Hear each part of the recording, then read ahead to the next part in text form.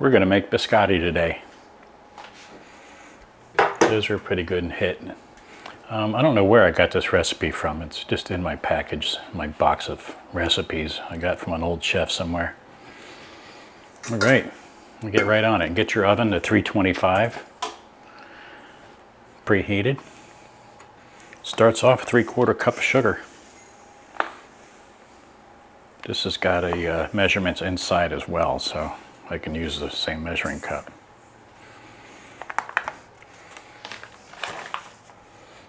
And this one's a little different. I've made these with butter before, but this has got an oil. I think it just makes them softer. Not as crunchy as butter would be. 1/2 cup of oil.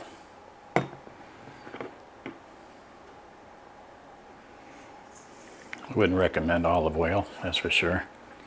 I guess you could if you wanted, but it would get that bitter olive flavor.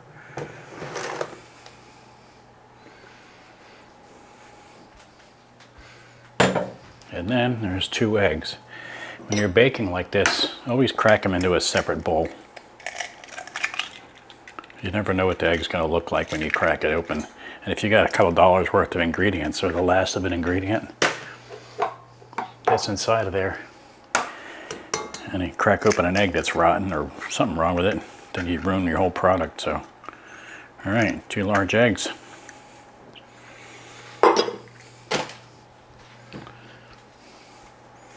And it calls for lemon juice. About a 1/4 teaspoon of lemon juice. I guess a couple drops would be it. You're just looking for a little freshness from it. If you had zest, that would be really good too. Lemon zest is just the outer part of the lemon without getting at the pith underneath the white part. Give that a good mix.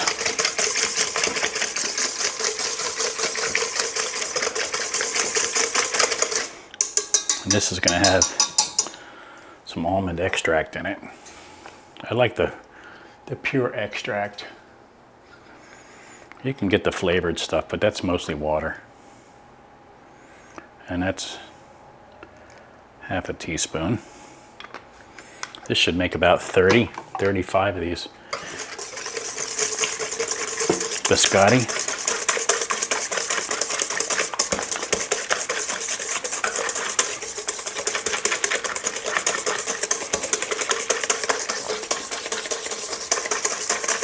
And a nice good stir. All right.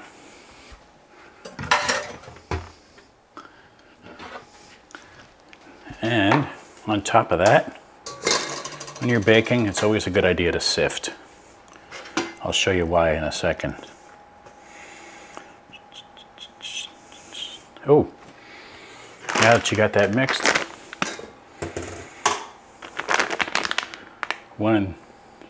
3/4 cup of raw almonds. I got this sliced. Blanched almonds. Toasted almonds are going to be pretty hard. We're going to go ahead and get those in there right now.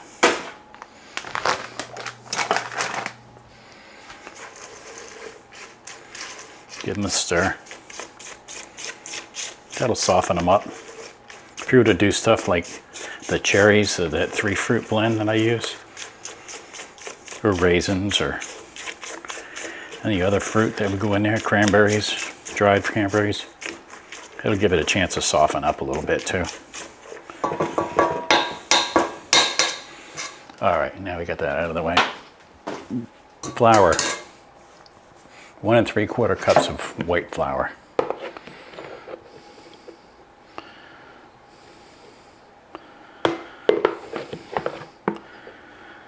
One and 3/4.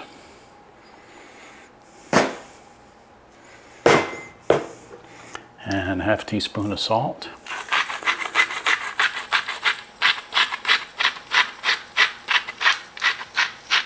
Gotta have salt in your food. And baking powder. Baking powder is usually pretty chunky and hard in there. And that's calling for 2 teaspoons. So you want to sift that in. Baking powder, that's what that little lid's for, to scrape it off on. And when you sift it in, it'll get caught on the mesh of the screen. And then you can break it up because you poke it through. And half a teaspoon of nutmeg. We got this old trusty skin remover here. Nutmeg's got a good flavor. Has a tendency to roll away from you when you drop it. Cut.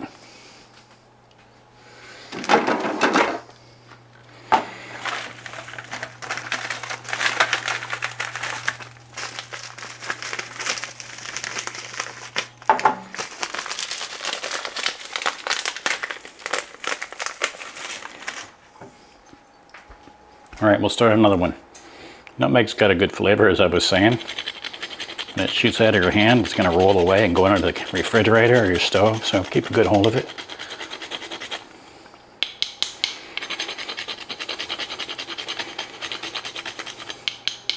But since these things are made to, Biscotti's usually good with coffee. Nutmeg and coffee goes great together. All right, so we're going to sift this now. And you can see that down inside of there. That's your baking powder. If you didn't sift that up, that would all be in chunks in there. And any flour that's chunky from for whatever reason, it gives you a chance to break it up. All right, and it takes out any debris that's in there. Salt, flour. All right, then we're going to take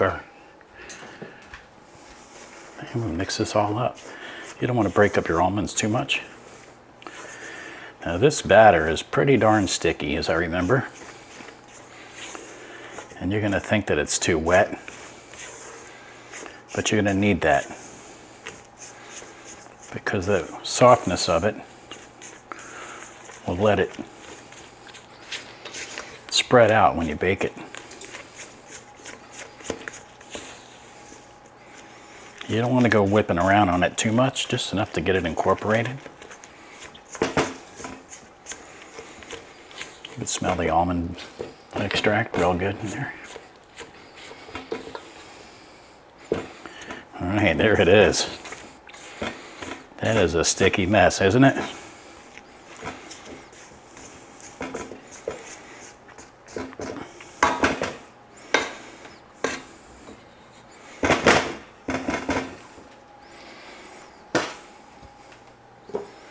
So I'm going to get a plate over here,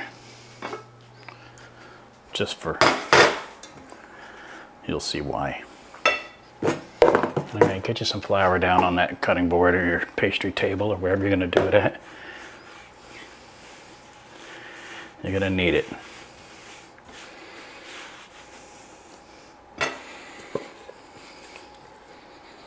Get that gooey batter out.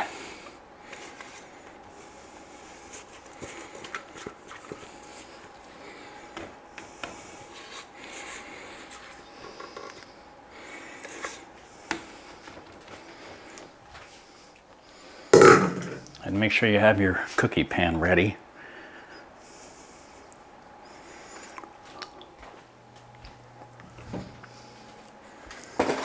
All right, with your bench knife, just kind of get this thing so it is free.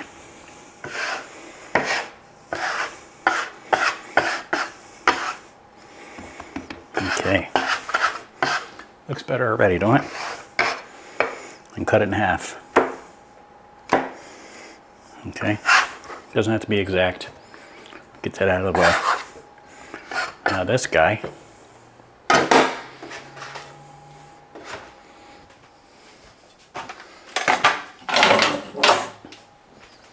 perfect time to use those silicone baking mats. This guy, so you're just gonna roll it into a log. Don't have to be perfect, and it's gonna fight you, but you want it to be no longer than your pan you got here, right? All right, so you want it to, it's about an 1.5 wide, 1.5 tall. Perfect. All right, grab that thing, set it on your pan there, and give it a shape. That doesn't have to be sprayed. All right. But you do want it towards the middle because it's going to spread. But you want room for the other one that's going to spread too. All right, there's our first one. Try to get your ends flat. If they're long and skinny, they won't come out at the end. It won't be a nice shape of that last cookie. Well, let's get our other one on there.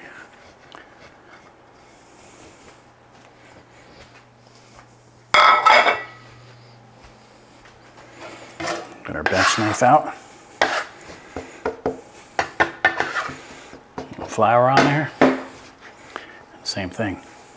If it's sticking, break it loose.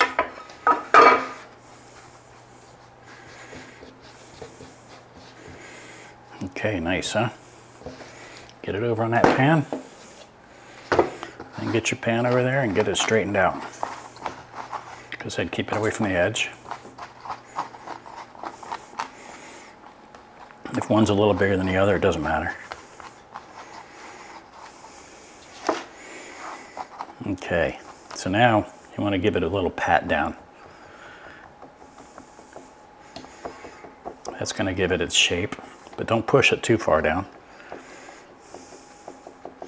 And it'll settle too. But make sure those ends are square. All right, there we have that. Now we're going to take one egg. Put about a teaspoon of water in there. This is called egg wash. It's a glaze used in baking a lot. Top of Danish and everything. It'll seal things. It also gives it a nice little shine. And we're going to brush it. Use your smallest brush you got. And try not to get a whole lot on your pan. Anything that's not on there is just going to burn up. And then if you get too much, it'll kind of gather around your edges. And then it'll bake and turn brown. And that will affect your final product. And this egg wash is going to soften up all that flour that's left over from you rolling it.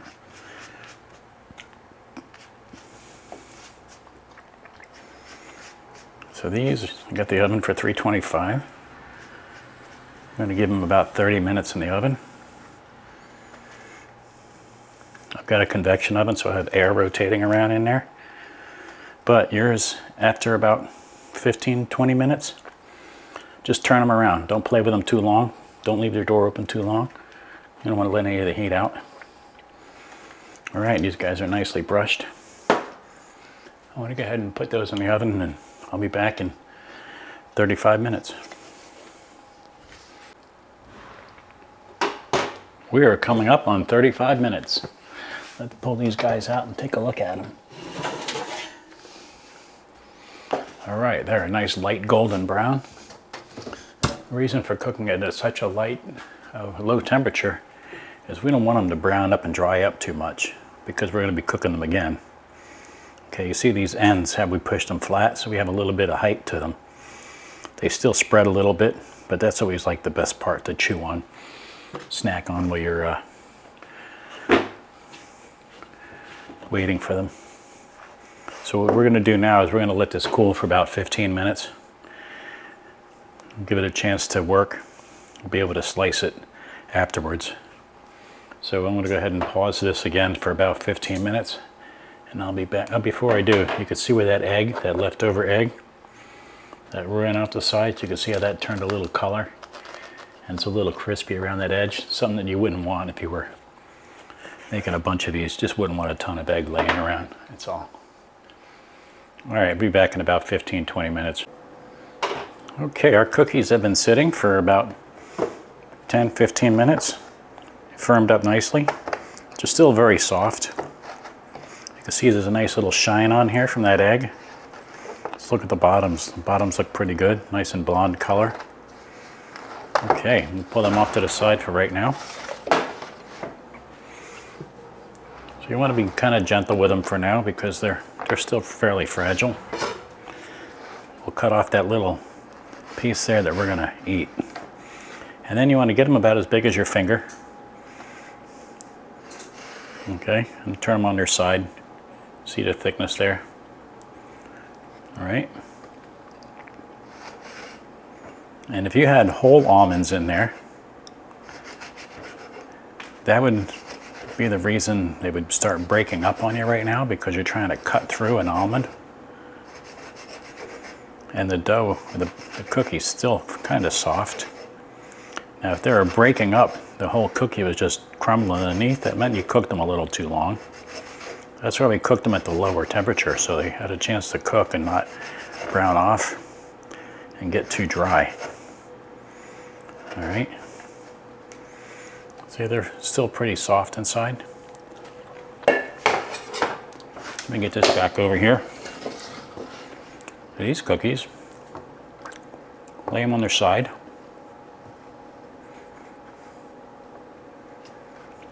Because that's the name Biscotti. Means cook twice, by is two. Biscotti is cook. I don't know. I don't know Italian, but you can put them fairly close together. They're not going to spread anymore.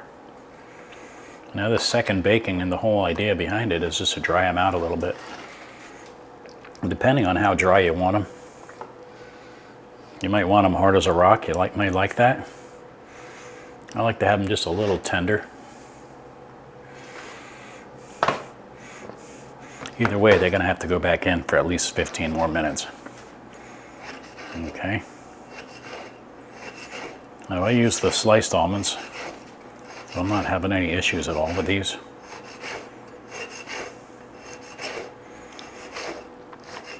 There's a European version of these. I think it's called Zweibeck cookies. And there's also one that they make, it's a baby cookie where there's no nuts in it, but it's done just like these, and they're cooked super hard and dried out, and they're used for teething, and the baby can chew on them. Yes, we did have them when we were babies. I think you might have had them, I'm not really sure. Okay, so the oven's still on 325. We're going to head and put these back in. I'm going to do it for 15 minutes and see what we end up with. And then we'll make some chocolate and dip half of them. Here we go. It's been about 15 minutes, and I'm going to pull these out. I like them a little softer.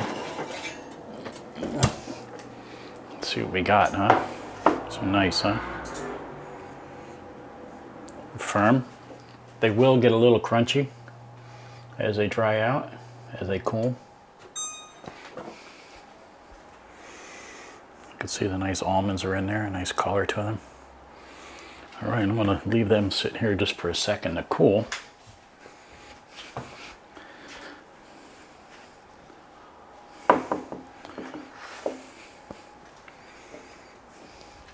Meanwhile, I got about a half a cup of semi-sweet chocolate chips, about a tablespoon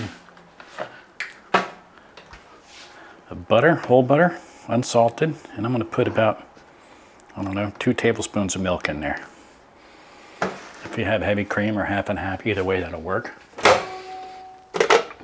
And we're going to microwave that on high for about 30 seconds.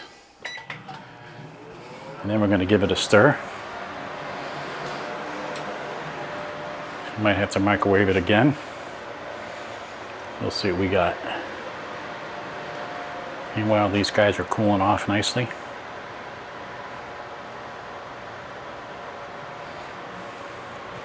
can smell the nutmeg in there. You can smell the almonds.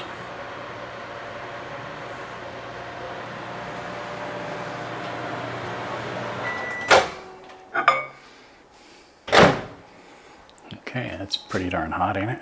Let's give this a stir and see what we end up with.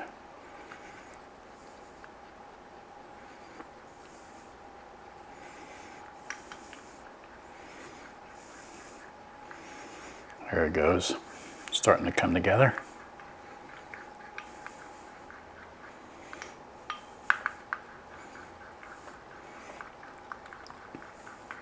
The butter's going to give it a nice richness.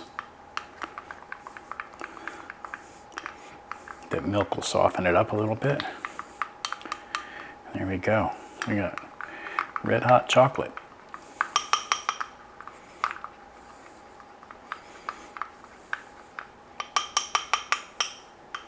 And while it's hot, we're going to go ahead and dip some of these. You want to do these in a nice tall bowl, because if you had a wide bottom bowl, well, the chocolate would all spread out. That's what we're going to do. We're just going to give one little dip like that.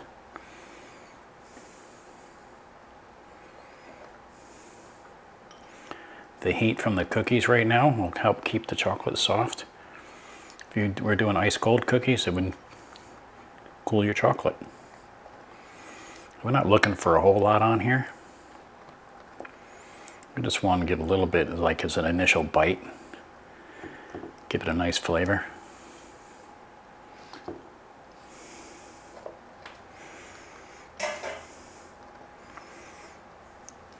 And as usual, you don't do all of them, unless you want to do all, but I always like including everybody. Not everyone likes the chocolate.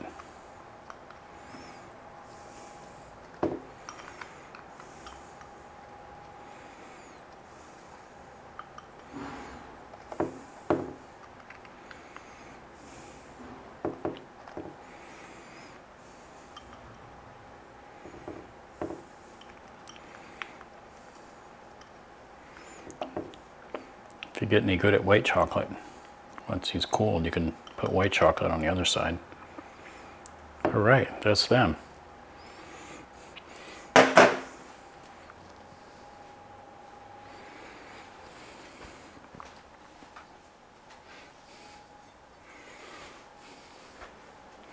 going to let these cool down completely, and I'm going to get them on a plate, and I'll put a picture at the end so we can see what we end up with. But there we are. Chocolate dipped almond biscottis.